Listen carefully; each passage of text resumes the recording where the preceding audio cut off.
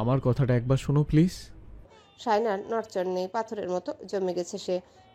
শুধু চোখ জোড়া কেমন জল জল করছে। তাজদার কথা শুরু করবে তার আগেই শায়না তাকে ছেড়ে দাঁড়ালো। চাবি মোচড় দিয়ে আলমারি খুলে সব কাগজপত্র বের করলো। তাজদারের সামনে ভুয়া রিপোর্টগুলোতে আগুন ধরিয়ে দিল। তাজদার এত কথা বলল, শায়না একটা শুনতে পেল না।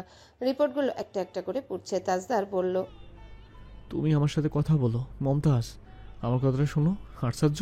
শায়নার মুখে কোনো কথা নেই, শুধু গাল বেয়ে জল পড়ছে। তাজদার অবাক হয়ে দেখলো সেখানে শুধু রিপোর্টগুলো নেই, তার অনার্সে ভর্তি সংক্রান্ত যত কাগজপত্র আছে, এমনকি পাশে একটা সার্টিফিকেটও।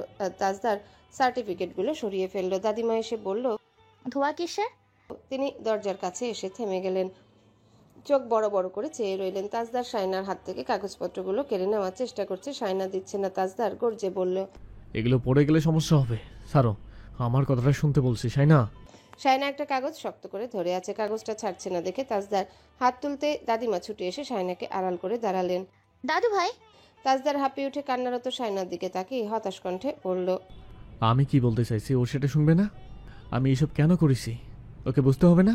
গায়ে হাত তুলতে চাওয়ার পর থেকেই শায়নার কান্নার বেগ আরো বেড়েছে। দাদিমা বললেন, কি হয়েছে আমাকে বলবে তো?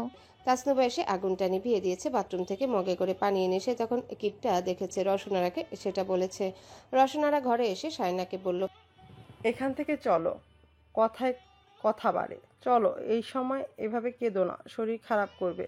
চলো। দাদিমা তাজদারকে বলল, তোমার দাদা কোনো দিন আমার গায়ে হাত তোলেনি, তোমার বাবা কোনোদিন তোমার মায়ের গায়ে হাত তুলতে পারেনি। আর তুমি কি করতে যাচ্ছিলে?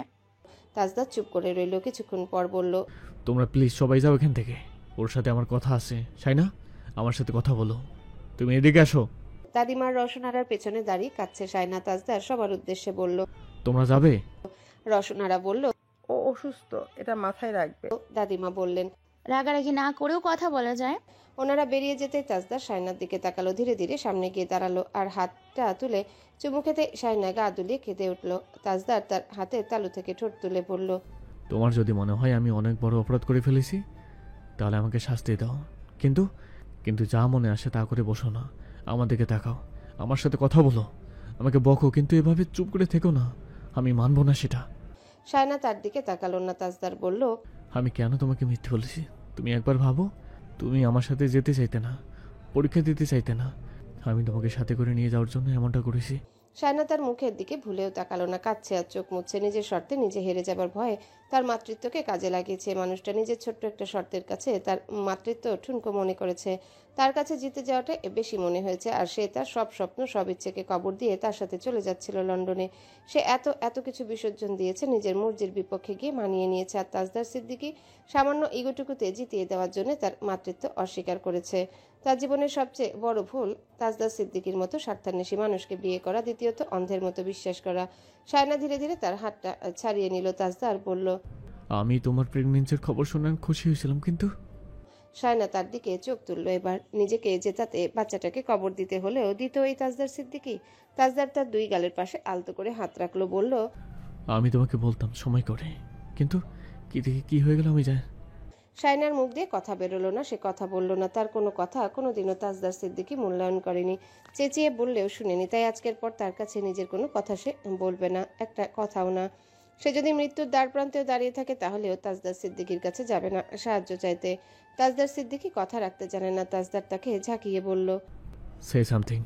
এভাবে চুপ করে থাকলে সমস্যা আরও বাড়বে, তাই না? শায়না পারছে না, কথা বলতে শক্তি পাচ্ছে না শরীরে। সার্টিফিকেটগুলোর দিকে একবার তাকালো সে, আরেক ফোঁটা জল গড়িয়ে পড়ল গাল বেয়ে। এগুলো সে পুড়িয়ে ফেলতে চেয়েছে সে, কারণ জীবনের সবচেয়ে গুরুত্বপূর্ণ সময়গুলোর অপচয় সে নিজের সাথে বহন করতে চায় না। আর রইল ভালোবাসার কথা। মুখে তাজদার সিদ্দিকী যতই বলুন, কিন্তু সত্যিটা হচ্ছে সে তার কাছ থেকে পাওয়া সুবিধাগুলোকে ভালোবাসে। বাচ্চা না হলে, ইউকে সিটিজেনশিপ না পেলে তাকে দুই পয়সার পাত্তা দিত না। এই সংসারটা এমন একটা ভিতের উপর দাঁড়িয়ে আছে যে এটাকে ধরে রাখার জন্য একটা শক্ত হাতও নেই। সবাই এটাকে তার উপর চাপিয়ে দিয়েছে।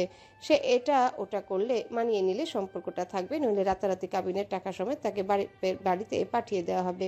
কথাটা সে অনেকবার শুনেছে, সেই জন্যেই হয়তো সে সংসার করছে। আর তাজদার সিদ্দিকী করছে বাচ্চার লোভে, ইউকে সিটিজেনশিপের লোভে, একটা পার্মানেন্ট কেয়ারটেকার পাওয়ার লোভে। তার ভেতরে এতদিন ফাঁকা ফাঁকা লাগছিল, এটা ভেবে যে সে সব ছেড়ে ছুড়ে সবকিছু ফেলে চলে যাচ্ছিল। সেটা কি ভালো হচ্ছে, উচিত হচ্ছে?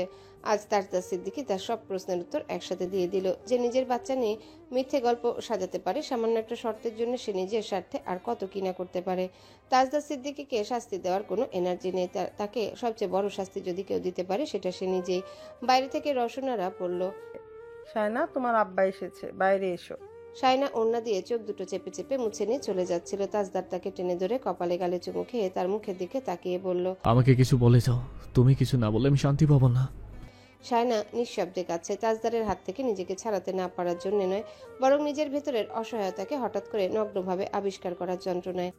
তাজ, শায়নাকে আসতে দাও, ওর আব্বা এসেছে।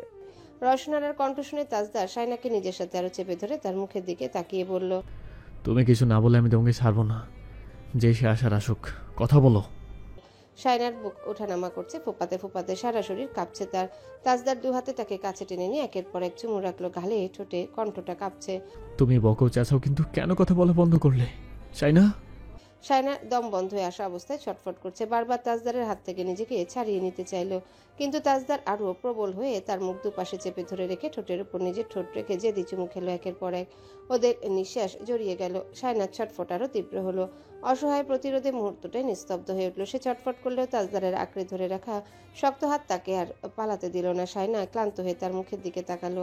তাজদার তাকে জড়িয়ে ধরে গালে দীর্ঘ একটা চুম্বন করে গালে গাল চেপে ধরে বলল, আমি তোমাকে ছাড়বো না। শায়নার কান্না থামছে না দেখে তাজদার এবার অধৈর্য হয়ে উঠল। তার একটা শার্ট চোখের পানিতে ভিজিয়েও মেয়েটা শান্ত হচ্ছে না। সে শায়নাকে ছেড়ে দিয়ে মুখের দিকে তাকিয়ে রইল বিরক্ত মুখে। ঠোঁট দুটো শক্ত হয়ে আছে, মুখে অনেক কিছু আসছে কিন্তু বলতে পারছে না। বাইরে থেকে ডাকাডাকি ভেসে আসছে। শায়নার দরজার দিকে তাকিয়ে চোখ মুখ মুছে নিচ্ছে, আবারও চোখ ভিজে উঠছে। তাজদার শায়নার কবজি চেপে ধরে তার মুখোমুখি টেনে আনলো। শায়না নিজেকে সামলে নিয়ে তার মুখের দিকে তাকালো, চোখ মুখ ফুলে গেছে ইতিমধ্যেই। তাজদার অসম্ভব শীতল কণ্ঠে বলল, সত্যিটা জানার পর তুমি আমার সাথে যেতে বলো, যেতে আমার সাথে।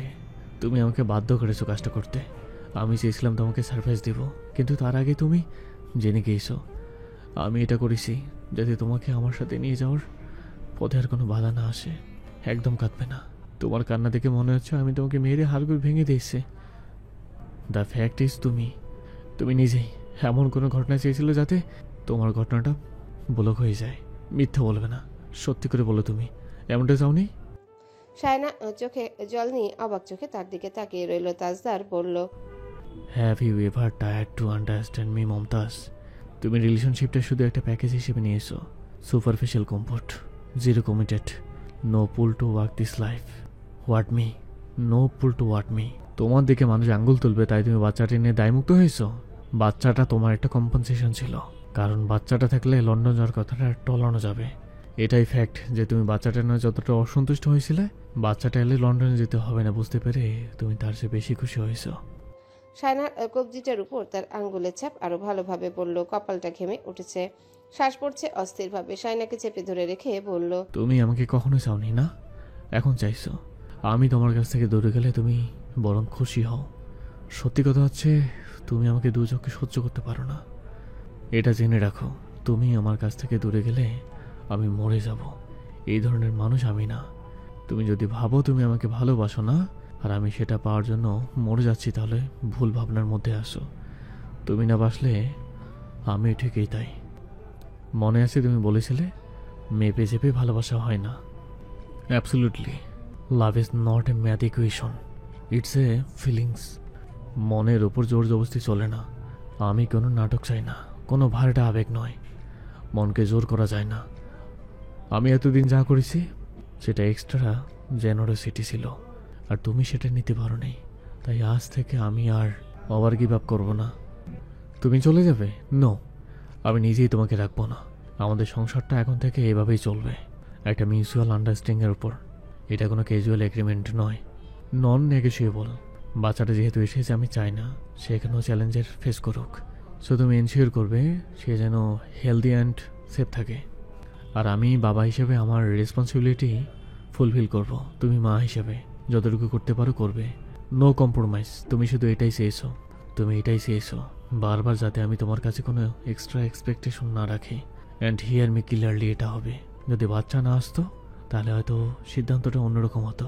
যেহেতু ও এসে গেছে, আমার সিদ্ধান্তটা তোমার মানতে হবে। এখন যাও। শায়নাকে ছেড়ে দিল সে। শায়না দরজার দিকে এগোচ্ছিল, পেছন থেকে তাজদার বলল। ডাক্তারের ফিসটা বিকেশে সেন্ড করে দেবো। শায়না কথাটা শুনে দরজা খুলে বেরিয়ে গেল। তিতলি আর তৌসিফ কথা বলতে বলতে এদিকটায় আসছিল। শায়নাকে দেখে দুজনাই থেমে গেল। শায়নার চেহারার অবস্থা দেখে আর কোনো প্রশ্ন করার সাহস করলো না। আফসার সাহেব শায়নাকে দেখে কথা থামিয়ে দিলেন। রওশনারা বলল, এই তো এসেছে, ও খাওয়া দাওয়া কমিয়ে দিয়েছে। ওর মাকে বলবেন একটু বোঝাতে। এখন থেকে খাওয়া দাওয়া কমিয়ে দিলে সমস্যা হবে। আনোয়ারা বেগম এসে শায়নার পিঠে হাত বুলিয়ে দিতে দিতে আফসার সাহেবকে বললেন, আফসার, যা হয়েছে তা নিয়ে কথা বাড়িয়ে লাভ নেই।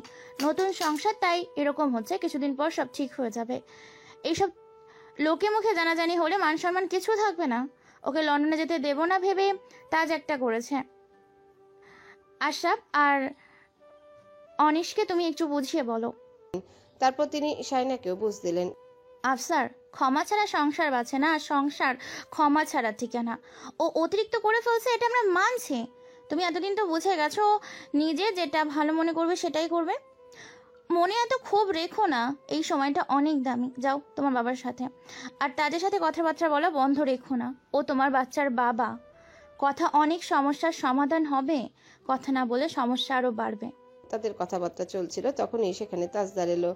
চোখ ঘুরিয়ে সবার দিকে একে একে তাকালো। আফসার সাহেবের মুখে কোনো কথা রইল না তাকে বলার মতো। ছেলেটা এই স্বভাবে জেনেও মেয়ে যদি দেওয়াটা ভুল ছিল সেটা এখন উপলব্ধি হলেও তো কিছু করার নেই। এত বড় অন্যায় করার পরও এভাবে শক্ত শক্ত কথা কিভাবে বলছে তিনি বুঝে উঠতে পারছেন না। মেয়েটাকে বিদেশে নিয়ে যাওয়ার পরও যদি এমন করে, নিজের মেয়েকে তো তিনি চেনেন। না খেয়ে দিয়ে শুয়ে থাকবে, জামাই কিছু বললে তারপর বড় রোগভোগ হয়ে যাবে, বাচ্চাটার ক্ষতি হবে। তার চেয়ে ভালো তাদের কাছে থাকুক, বাচ্চাটা একটু বড় হোক, তখন ভাবা যাবে। তাজদার ঠান্ডা কণ্ঠে তিতলিকে বলল। ওনার ব্যাগপত্র গুছিয়ে সাথে দিয়ে দাও। রওশনারা, জোহরা বেগম আর আনোয়ারা বেগম একে অপরের দিকে তাকালো। তাদের এতক্ষণে সব চেষ্টা এই মুহূর্তের মধ্যে বিফলে গেল তাজদারের একটা কথায়। আনোয়ারা বেগম বললেন, ব্যাগপত্র নিজেই গোছগাছ করে নিয়ে যাবে। ওরা আসা যাওয়া থাকবে এখানে। তুমি কোথাও যাবে বলছিলে না, সেখানে যাও।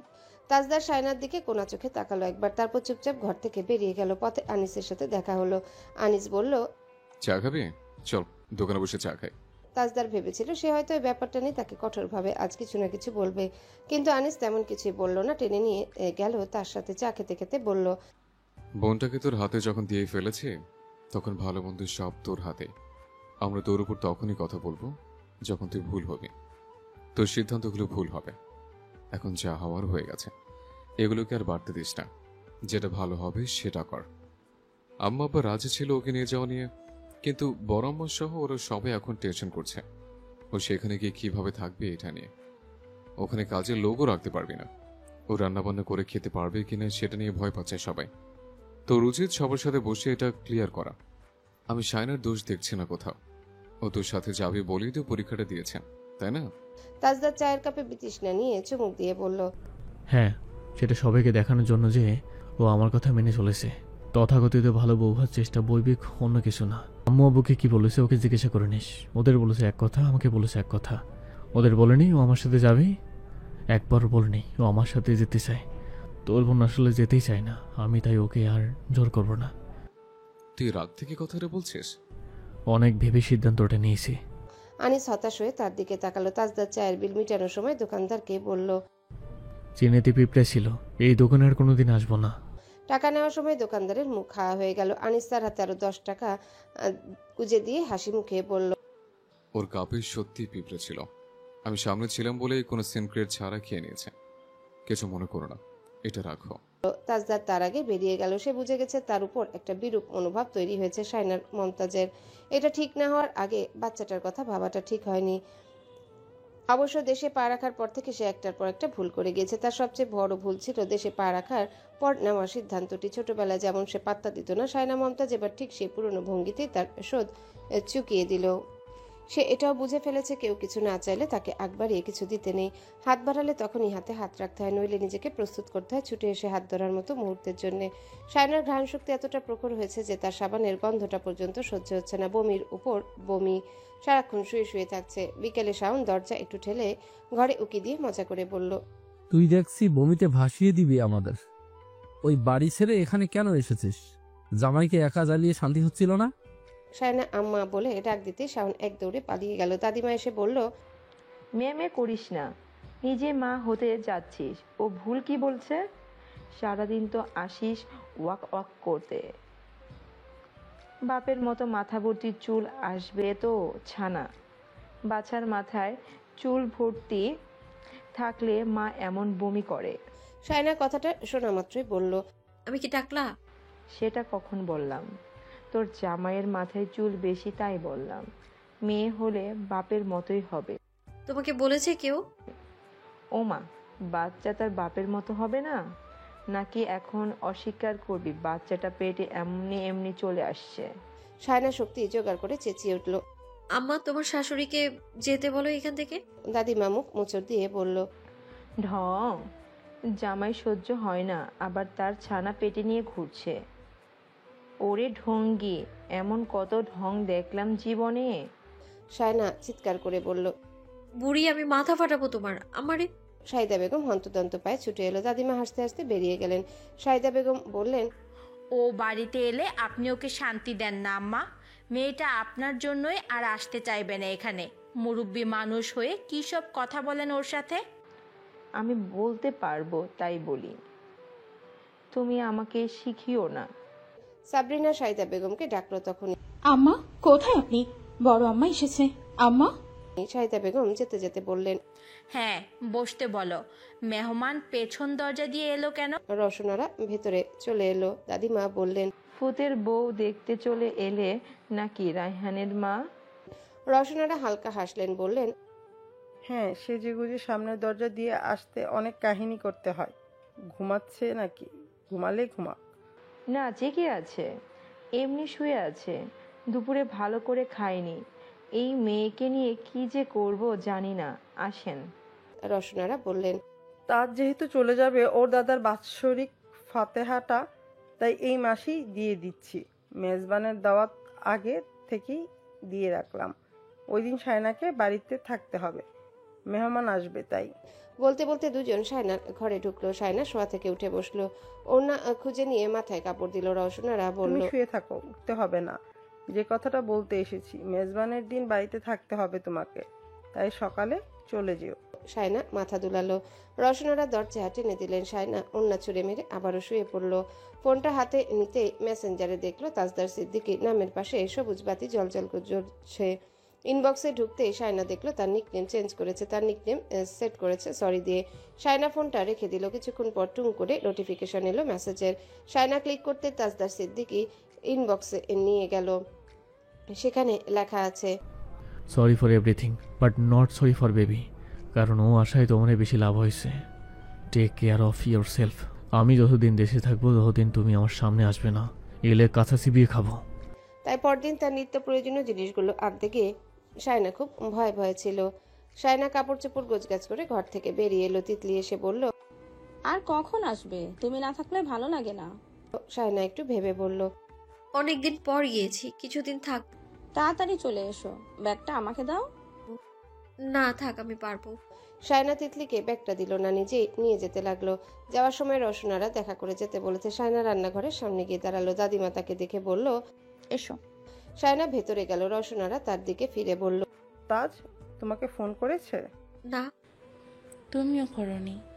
প্রশ্নটা জোহরা বেগম করলেন। শায়না দুপাশে মাথা নেড়ে বলল, না। তুমি IELTS পরীক্ষা ঠিকই দিয়েছো বরের কথায়।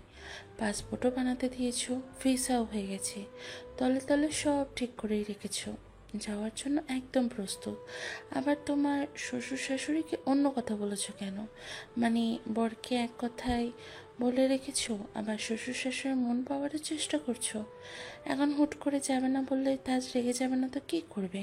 শায়না রওশনারার দিকে তাকালো। উনি মশলা কষাচ্ছেন এক মনে। শায়না জোহরা বেগমের দিকে তাকিয়ে বলল, আমি যাব না, এই কথা বড় মুখে কখনো বলিনি। কি আশ্চর্য কথা! তুমি পড়াশোনা ছাড়বে না বলেছিলে না, আবার যাওয়ার জন্য তৈরি হয়ে আছো। তোমার কোন কথাটা বিশ্বাস করব? শায়নার ভেতরে ভেতরে খুব রাগ হচ্ছে। সে দাদিমার দিকে তাকাতে দাদিমা বলল, আচ্ছা বাদ দাও। তবে শায়না একটা জবাব দিয়েই দিল, আপনাদের ছেলের কথা বিশ্বাস করবেন, আমি যাব না বলেছিলাম, কিন্তু সেই কথাটা আপনাদের ছেলে মূল্যায়ন করেনি। উনি আমাকে এখানে পড়তে দিতে চান না। পরে ভাবলাম ওখানে গিয়ে কিছু একটা করব, তাই পরীক্ষাটা দিয়েছি। বড়াম্মু চায় না আমি যাই, তাই আমি বড়াম্মুকে সরাসরি কিছু বলিনি। ভেবেছি আপনাদের ছেলেই বলবে, কিন্তু এই বাড়ির মানুষ নিজেরাই নিজেদের সাথে কথা বলে না ভালো করে। আপনারা বলছেন এক কথা, আপনাদের ছেলে বলছে এক কথা, আমি কোন দিকে যাব? রসনারা এবার মুখ খুললেন, বললেন, তোমাকে আর কিছু বলতে হবে না। আগে যাবে ভেবেছিলে, ভালো কথা। এখন বাচ্চা চলে এসেছে, আর যেতে পারবে না। সেটা আমাকে না বলে ওনাকে বলে ভালো হয়। তুমি বলবে, কারণ তোমার অসুবিধা হবে ওখানে থাকতে। সায়না আর কিছু বলল না। শুধু অসুবিধা কেন, যদি ওখানে তার জন্য মৃত্যু অপেক্ষা করে থাকে তাহলে মৃত্যুর স্বাদটা নেওয়ার জন্য হলেও সে সেখানে যাবে। ব্যাগটা নিয়ে সে বেরিয়ে আসতে আসতে শুনলো কি শিয়া নামে তালে তালে সব ঠিক রেখে এখন আমাদের দেখাচ্ছে সে যেতে চায় না, সবাইকে হাতে রাখতে জানে। দাদিমা বললেন, বাদ দাও, এসব আর বলো না। ও এখনো যায়নি শুনলে আমরা তাজের কানে উঠবে। বাড়ি গিয়ে সায়না ব্যাগটা বিছানায় রেখে শুয়ে পড়লো ফ্যানটা ছেড়ে। পুরো শরীর ঘেমে উঠেছে। শাহিদা বেগম এসে ডাকাডাকি করলেন, আলু ভর্তা দিয়ে পান্তা ভাত খাবি বলেছিলি, খাবি না? ও শানু। সায়না ওভাবে শুয়ে থেকে বলল, যাচ্ছি, তুমি যাও। শাহিদা বেগম চলে যেতে গিয়ে আবারও থামলেন, বললেন, ওই বাড়ি গেলি কেউ কিছু বলছে? না। আচ্ছা তাহলে আয়।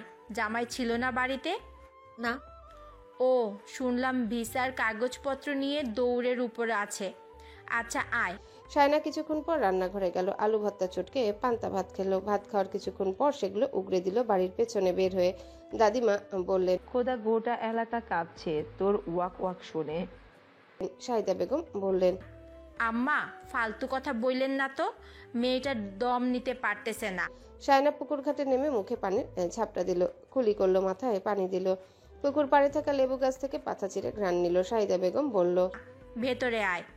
সায়না গেল না, ঘাটে বসলো। ঠান্ডা বাতাস আছে এখানে, ভালো লাগছে। শাহিদা বেগম বললেন, এভাবে চুলের আগা খোলা রেখে ওখানে বসে থাকিস না শানু। সায়না পুকুরের পানির দিকে চেয়ে রইল এক দৃষ্টিতে। কিছুক্ষণ পর পায়ের শব্দ তুলে শাওন ঘাট বেয়ে নেমে এলো। সায়নার পাশে ধপ করে বসে পড়লো, হাতে কতগুলো আচারের প্যাকেট। শাহিদা বেগম চেঁচাচ্ছেন, ওকে দোকানের আচার খেতে দিবি না শাওন, ফ্রিজে আছে আচার। শাওন বলল, বার্মিজ বড়ই আচার, এগুলো ভালো। তুমি বেশি কথা বলো আম্মা, চুপ থাকো। সায়না আচারের প্যাকেটগুলো নিল। শাওন বলল, দে ছেড়ে দেই। সায়না দিতে চাইল তুমি খেয়ে ফেলবে না। শাওন কেড়ে নিয়ে দাঁত দিয়ে প্যাকেট ছিঁড়ে দিতে দিতে বলল, তোর জন্য একটা সুখবর আছে। সায়না প্যাকেট কেড়ে নিয়ে বলল, কি? শাওন দাঁত দেখে হেসে বলল, তোর জন্য একটা ভাবি ঠিক করেছি। সায়নার মুখ হা হয়ে গেল।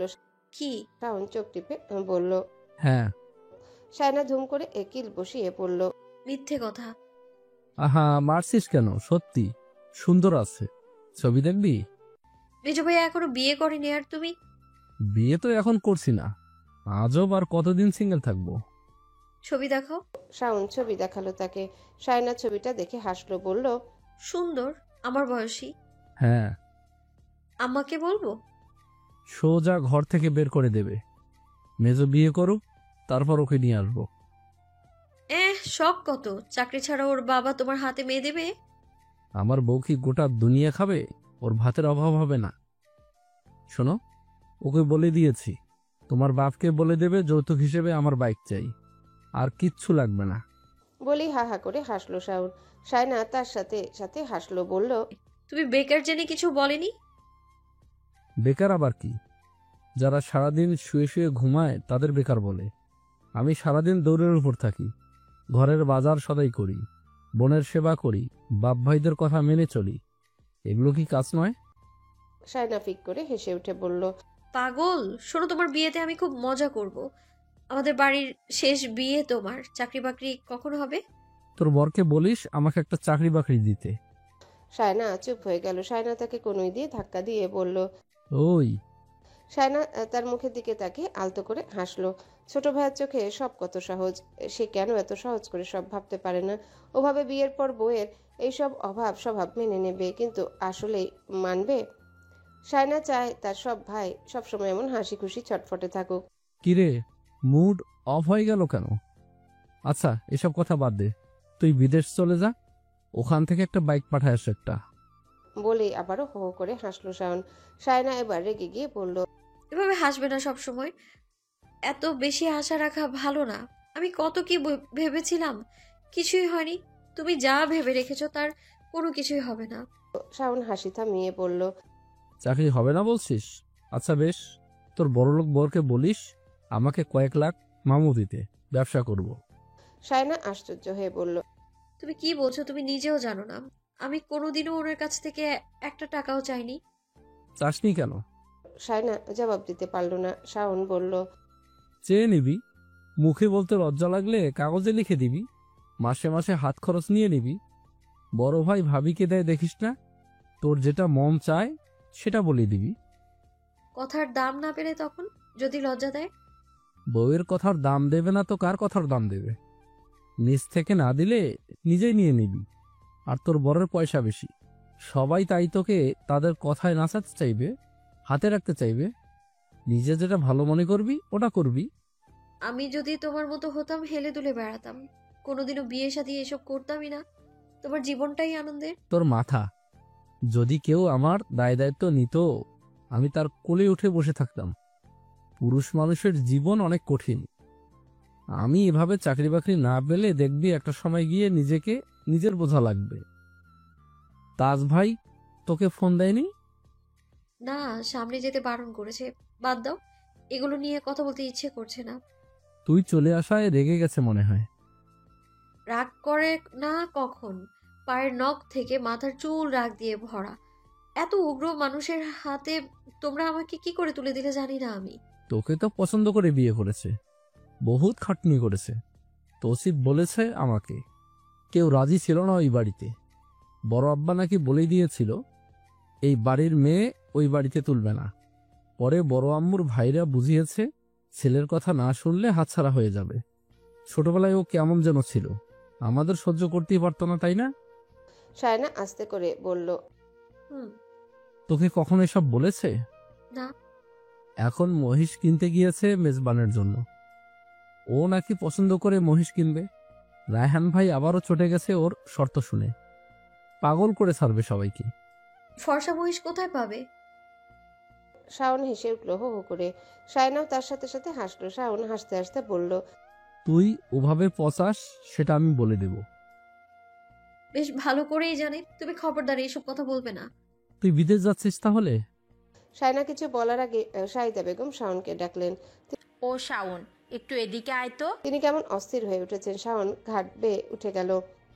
শাহিদা বেগম তাকে একপাশে ডেকে নিয়ে গিয়ে তার দিকে ফোনটা বাড়িয়ে দিয়ে বলল, আনিসকে একটা ফোন দে তো। কেন? দাদিমা এসে বললেন, ওই বেটাকে নাকি মহিষে মারছে। বেটা জানে না বইয়ের মতো মহিষকে গুতা মারতে নেই। বইয়ের শিং না থাকলেও মহিষের শিং আছে। শাহিদা বেগম বললেন, এমন সময় আপনার হাসি পাচ্ছে আম্মা? দাদিমা হাসি থামিয়ে দিলেন। উনি ভেবেছেন বেশি আঘাত হয়নি, কিন্তু আফসার সাহেব খবর পাঠালেন খাদ্যনালী পর্যন্ত শিং গেঁথে গেছে, রক্ত বন্ধ হচ্ছে না, রক্ত লাগবে। সায়নাকে তেমন কিছু বলল না কেউ। সে ঘরে গিয়ে বিছানায় শুয়ে পড়ল। কিছুক্ষণ পর ফেসবুকে ঢুকতেই দেখলো তার লিস্টেরই একজন ভিডিও ছেড়েছে। একটা পাগলা মহিষ কি বাজেভাবে মারছে একটা লোককে। সায়নার বুক ধরফরিয়ে উঠল। কি আশ্চর্য মানুষ, একটা মানুষকে এভাবে মারছে আর মানুষ দাঁড়িয়ে দাঁড়িয়ে সেটার ভিডিও করছে। সাদা শার্টটা পুরো রক্তে লাল হয়ে গেছে, ভিডিওতে তা স্পষ্ট দেখা যাচ্ছে। ভিডিওটি দূর থেকে করা, তাই লোকটার চেহারা দেখা যাচ্ছে না। সেই স্বভাববশত কমেন্ট বক্সে ঢুকলো। সবাই জিজ্ঞাসা করছে লোকটা বেঁচে আছে কিনা। গত বছর একটা মহিষ পাগল হয়ে রান্নাঘরে ঢুকে গৃহবধূকে মেরে ফেলেছিল। ওই ঘটনার কথা মনে পড়তে সায়নার হাত পা ঠান্ডা হয়ে এলো। সায়না ভিডিওটা দেখে শাহিদা বেগমকে ডাকলো। আম্মা, মেজো ভাইয়া কি হাটে গিয়েছে ওদের সাথে? শাহিদা বেগম এলেন। কেন? ওখানে একটা মহিষ নাকি পাগল হয়েছে, একজনকে খুব মেরেছে নাকি বাজেভাবে। আমি ফোন দিয়ে বলছি, তুই ঘুমা। তোর ফোনটা একটু দে তো। সায়না বলল, দাঁড়াও। সে তাজদারের ইনবক্সে ভিডিওটা পাঠিয়ে ছোট করে বলল, সবাইকে নিয়ে চলে আসেন। তারপর ফোনটা দিয়ে দিল মায়ের হাতে। আনিস ব্লাড ডোনেশন গ্রুপের চেয়ারম্যান, সে কয়েকজনকে হাসপাতালে আসতে বলেছে রক্ত দেওয়ার জন্য। শাহিদা বেগম জানাচ্ছে আপডেট, রক্ত বন্ধ হয়নি এখনো। কোনো দুঃসংবাদ পেলে যা হয় গ্রামে তাই হয়েছে কিছুক্ষণের মধ্যে। উঠোন ভরে গেছে মানুষ, এক একজন এক এক কথা বলছে। কেউ কেউ বলছে ওই ছেলেটা মা বাবাকে বেশি আঘাত দিয়ে কথা বলে, তাই বেশি বিপদে পড়ে। ওই দিনও নাকি অ্যাক্সিডেন্ট থেকে বেঁচে গিয়েছিল। মা বাপকে বেশি জ্বালায় ছেলেটা, একদম ছোট থেকে দেখছি। রায়হানের মায়ের ছেলেকে নিয়ে শান্তি পায়নি একদম। কেউ কেউ বলছে শানুকেও 2 দিন পর পর বাড়ি পাঠিয়ে দেয়, এই জন্য বলে কথা বলার সময় সংযত হতে হয়, হুঁশ রাখতে হয়। আর ছেলেটা গরিব দুঃখী পছন্দ করে না, দান সৎকা দেওয়া পছন্দ করে না, এইসব না দিলে বিপদ বাড়ে। কেউ কেউ বলছে আশরাফের মার মেয়েটা অলক্ষণে, বউ এমন হলে ছেলেদের জীবনটা শেষ। আবার তাদের মধ্যে তর্কও লেগে যাচ্ছে। শায়নার চাচিরা শায়নার পক্ষে বক্তব্য দিচ্ছে, তাজদারের পক্ষে লোকজন তার পক্ষে বক্তব্য দিচ্ছে। একজন বৃদ্ধা ধমকে উঠলেন, তোমাদের এই সব কথা রাখো, বিপদের সময় আল্লাহকে ডাকতে হয়।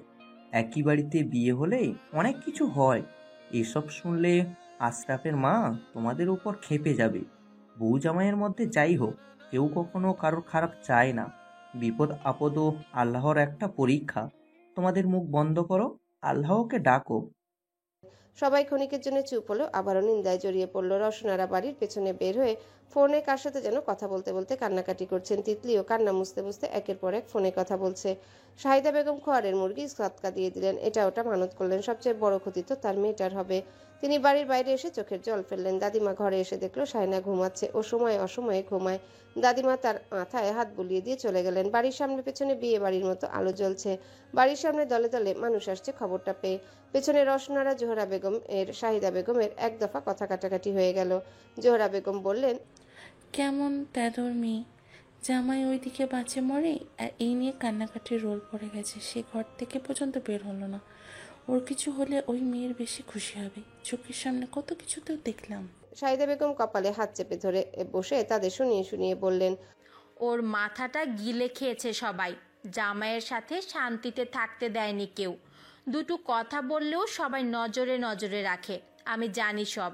কুবুদ্ধি দিয়ে দিয়ে শেষ করে দিয়েছে ওর সংসারটা। ওদের বউ জামাইকে একা বিদেশ যেতে কারা দিচ্ছে না সেটা তো আমি ভালো করে জানি। রসনারা চোখ মুছে নিয়ে বললেন, আশরাফের মা কি বললে? দাদিমা বললেন। শাহিদা বেগম বললেন, ঠিকই বলছি ভাবি, ও আপনার কথা মতো চলছে তাই জামাইয়ের সাথে এত কিছু হয়েছে। আপনারা তো মা ছেলেরা ঠিক নেই, নিজেদের সম্পর্ক ঠিক নেই, আবার আমার মেয়ের দোষ দেয়। ঘুম থেকে উঠে শায়না গোসল করে নিল। আবেলায় গোসল করা নিয়ে শাহিদা বেগম প্রায় সময় চেঁচামেচি করলো। আজ কোনো সারা শব্দ পাওয়া গেল না। অন্য সময় দাদিমার মায়ের গলা শোনা যায়, আজ শোনা যাচ্ছে না। শায়না গোসল করে বের হলো। ওড়নাটা কাঁধের এক পাশে ঝুলিয়ে তোয়ালেটা কাঁধের অন্য পাশে ফিরিয়ে মোচড়াতে মোচড়াতে রান্নাঘরে এলো। সাবরিনা একাই আছে রান্নাঘরে, চা বসিয়েছে। বিকেলে সবাই চা খায়। আজ ভাইয়ারা এখনো বাজার থেকে আসেনি। শায়না ফ্রিজ খুলে একটা মালটা নিল। সাবিনা ঘাড় ফিরিয়ে তাকে দেখে বলল, হ্যালো বন্ধুরা, পরবর্তী পার্ট খুব তাড়াতাড়ি আসবে, তো সবাই অপেক্ষায় থাকো। আর চ্যানেলটি যারা এখনো সাবস্ক্রাইব করোনি তারা পরবর্তী পার্ট দেখার জন্য চ্যানেলটি সাবস্ক্রাইব করে রেখো। ধন্যবাদ সবাইকে, আমাদের সাথেই থেকো।